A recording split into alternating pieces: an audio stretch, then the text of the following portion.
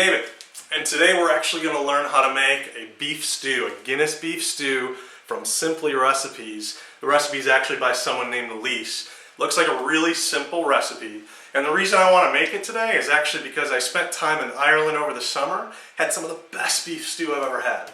Now I want to learn how to make it, and I want to do it in a simple way. Let's do it. Now we need to chop 2 celery stalks, and David wants them thinly sliced.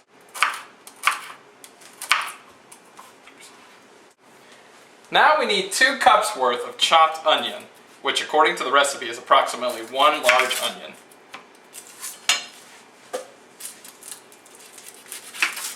So cut off the ends. Then you can use a paring knife if you want to kind of get under there and get the skin off a little better.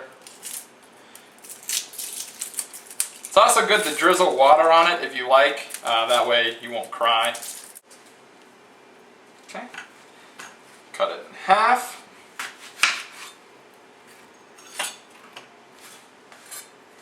Then I was cooking with someone who's an actual chef recently, so they've kind of helped improve my technique a little bit. So always keep the knuckle against the blade. It's good to keep your knuckles against the blade. You actually want the blade touching your knuckles up here. That way you don't ever run the risk of actually cutting your fingers like this. And then you keep your thumb tucked back. So, and just go really thin with your slices. It says chopped though, so really we can kind of do bigger pieces. It's all your personal preference. So, but if you really like onion, you know, you can make your chunks bigger. It's up to you. So just slowly chop it, and then we'll do the same with the other half of onion. And you're gonna need 2 cups worth, give or take, depending on personal preference. This recipe called for 2 large carrots, chopped. What we're gonna do is use mini carrots. That way they're smaller pieces. And we're gonna ration out about what 2 large carrots would be. So just cut your carrots, and then go as thin or as thick as you want on the slivers. To this recipe, we're also adding roughly 1 pound of red potatoes. And we're gonna cube these, so we're gonna chop them into about 1 inch or 1/2 inch chunks.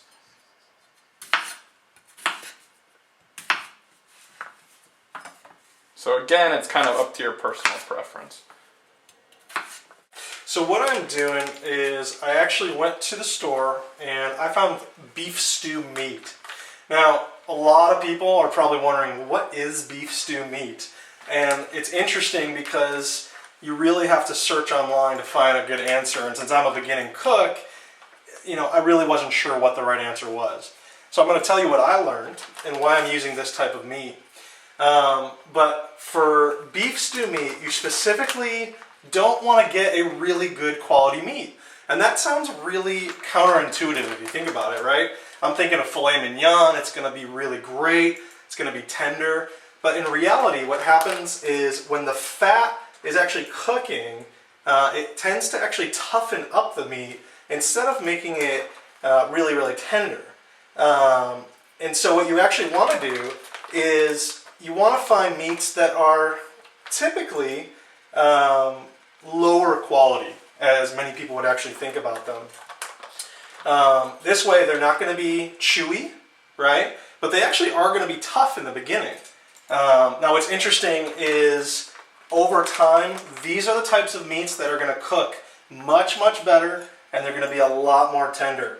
So specifically, you want to try to find meats. If you can't go to the store and find meat that's actually specifically a beef stew meat, what you want to do is find like a chuck shoulder, a chuck roast, chuck eye roast, top chuck. You can do bottom round roast, bottom eye roast. Those are the types of things that you're going to be looking for. And then you just want to make sure and kind of cut some of the fat off, right? We don't want too much fat on there. We're going to take a little bit of butter now, and we're going to get our pan ready here. You can actually use oil as well. And the reason why we're putting the meat into this pan before we put it into the slow cooker is this is actually going to help keep the flavoring inside the meat as it breaks down in our slow cooker.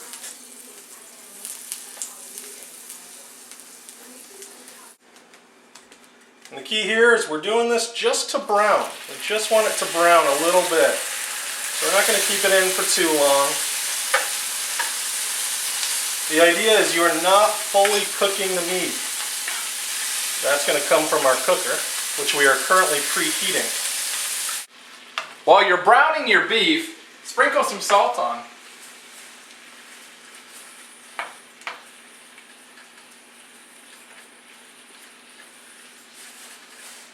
Alright, as you can see, our meat has a really nice brown to it.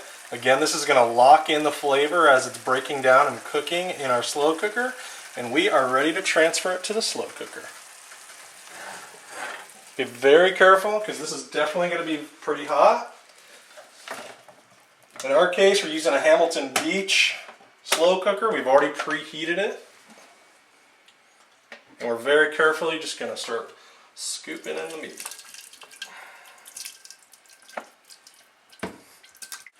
Now let's add our onions and celery to the same pan we were cooking the beef in and stir them around.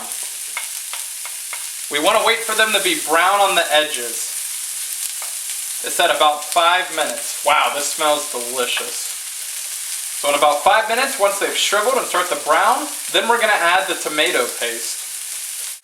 As you can see, it's starting to shrivel and brown a little bit. Now we're going to add 2 tablespoons of tomato paste, which I'm going to use a spoon to get out. It is smelling delicious. I'm really starting to get excited for this stew now. Okay, just mix that all together. It says mix this for about a minute or 2, then add a little bit of Guinness. Just enough so that you can scrape everything well. Now we're going to add a little bit of Guinness Extra Stout, because that's what we prefer in our stews. If you're not a fan of Guinness, you can always switch beers, or if you like a different type of Guinness, feel free. So I'm going to pour maybe 3 or 4 ounces of the beer into it, and then we're going to save the rest for later. Okay, so just stir this around for a little bit, and then we're going to add this to our slow cooker as well. Alright, thank you Casey for getting this ready for us. We're ready to put it into our slow cooker. Again, be careful, it's definitely hot.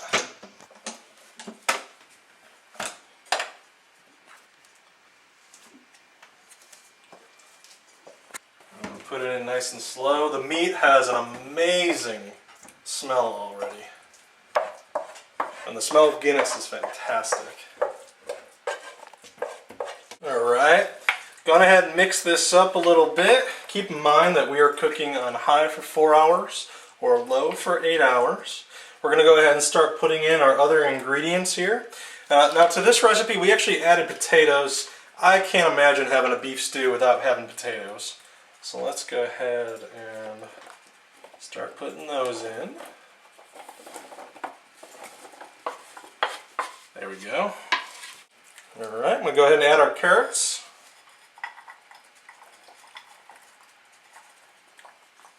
Okay.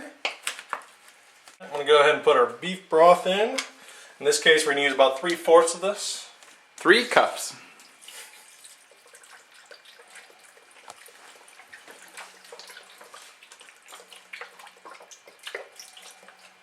Maybe a little bit more. There we go.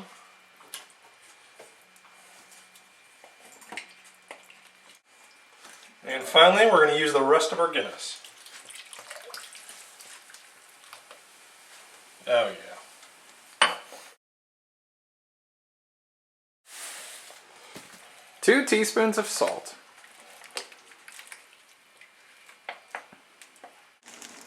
We also need 2 teaspoons of dried thyme. It's time for thyme. Alright, it's in the crock pot, it's cooking, we've got 3 hours and 45 minutes left. I cannot wait to see it. Our apartment smells amazing. Stay tuned. We cooked the stew for 4 hours like the recipe said. My roommate said it was delicious. We made it yesterday and I haven't had any yet. So I'm going to try a bite.